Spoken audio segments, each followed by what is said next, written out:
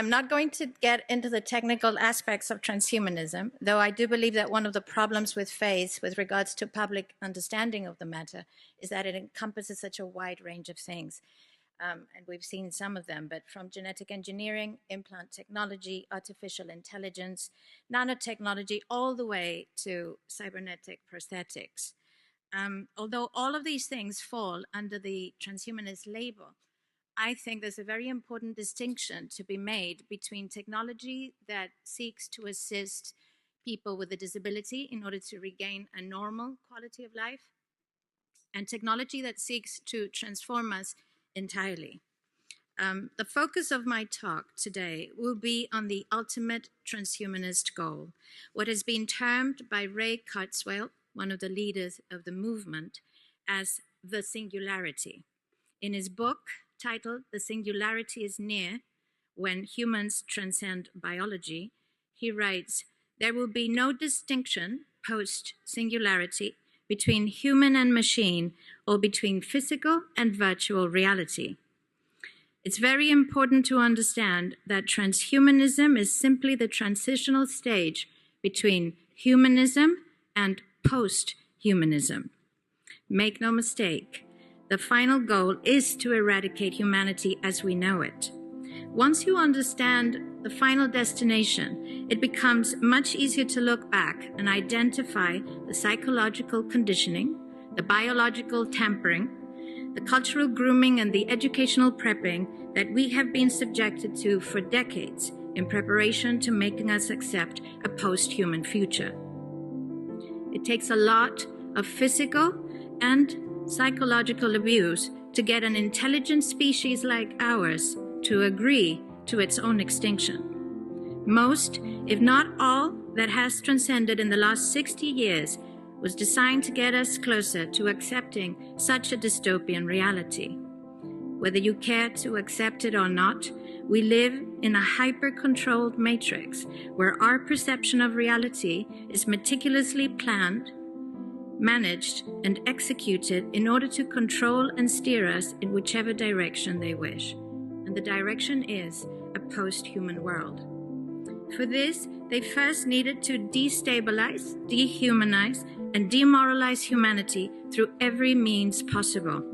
The destruction of the nuclear family, children being indoctrinated by the state, abortion, the eradication of God and spirituality from education, life in megacities and away from nature, toxic food, air and water, social media, replacing real human connection and interaction, engineered financial crisis and taxation, endless wars and massive migration, stress, anxiety, depression, drugs and alcohol, constant fear-mongering, moral relativism as the new religion, and I could go on and on about how humanity has been influenced and forced to move away from all the things that give us strength, security, purpose, and meaning.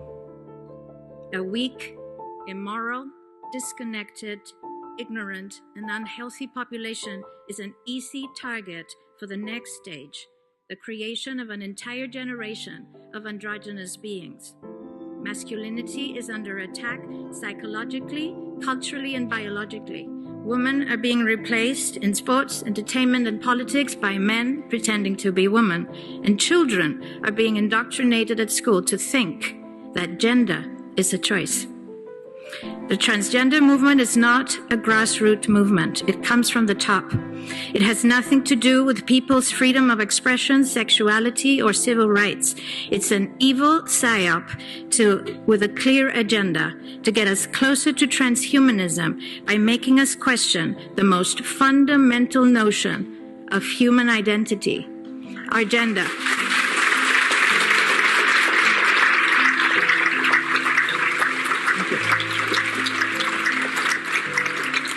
If you don't know who you are, if you already identify as a hybrid between a man and a woman, you will be easily convinced to become a hybrid between human and machine.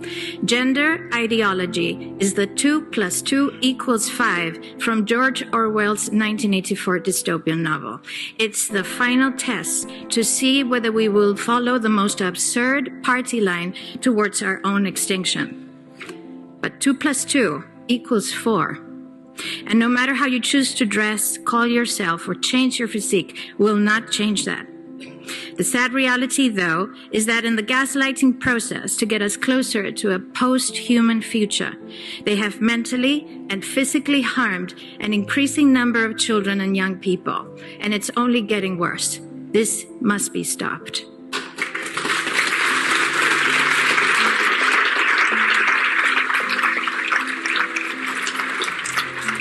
Understanding the philosophy and the ideology behind the transhumanist movement is crucial if we're going to make the right choices as a species.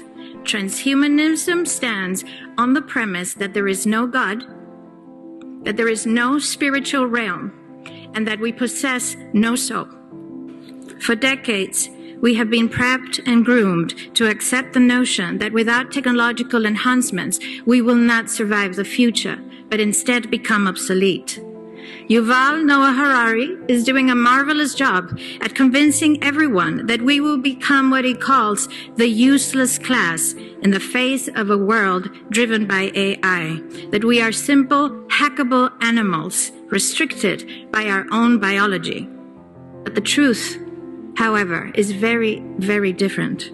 They don't want to alter us because we are flawed, weak, and limited. They want to alter us because we are none of those things, and it's increasingly difficult to control the billions of resourceful, resilient, and creative humans that we are.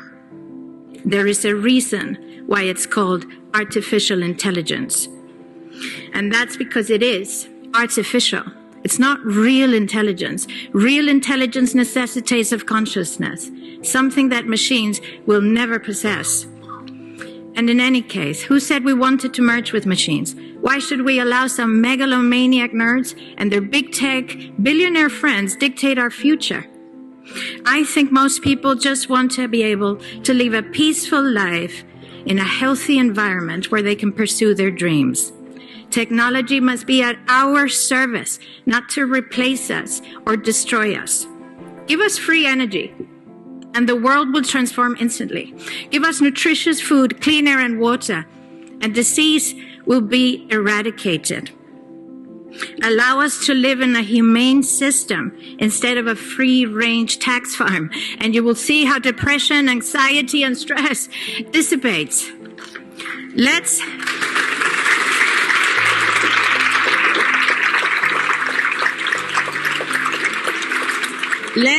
Let's use technology to make our lives more humane, not to make humans a thing of the past.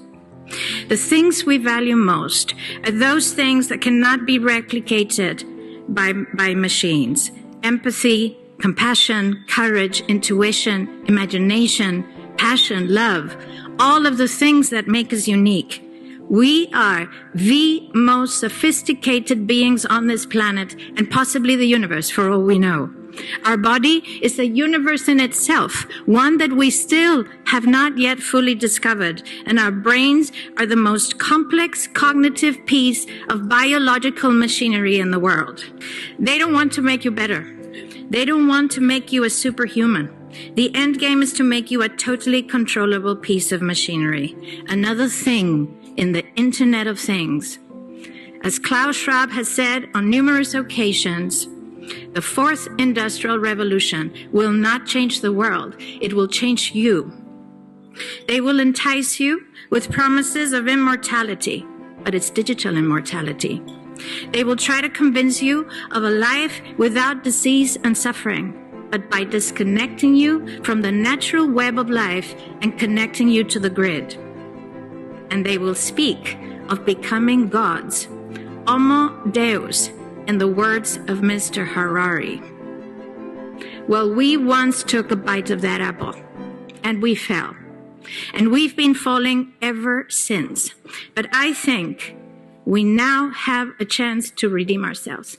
We now have a chance to change our ways, to understand our foolishness, to see where we went wrong, a chance to walk in the right direction with appreciation, with humility, with courage, with truth, with faith, and with love. Let's not take this chance to transform ourselves to something different, but to become the best version of ourselves. We are not here to become God. We are here for God to experience life through us. Thank you.